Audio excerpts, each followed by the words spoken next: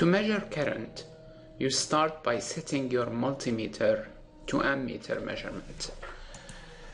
If you look at the multifunction meter that we have, you will see that there are several scales for measuring currents. There is this one here for measuring currents up to 10 amps. These are relatively large currents.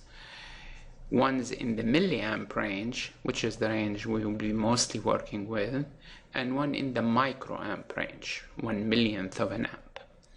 Obviously, the more accurate the scale you pick, the more accurate is your measurement. If you totally don't know the current in the circuit, then simply you can start with the biggest one and then drop down to gain accuracy.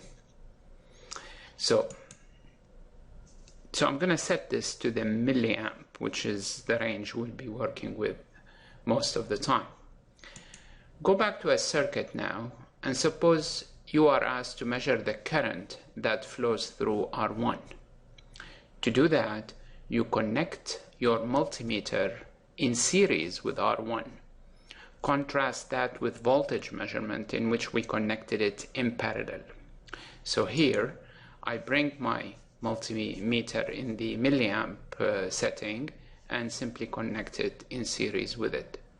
The reading here will tell me how many milliamps are flowing along this wire, which is of course going through R1.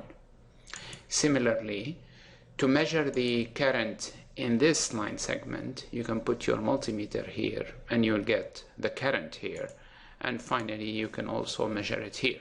Obviously, all three measurements should give the same answer because it's the same current that flows in this loop of the circuit.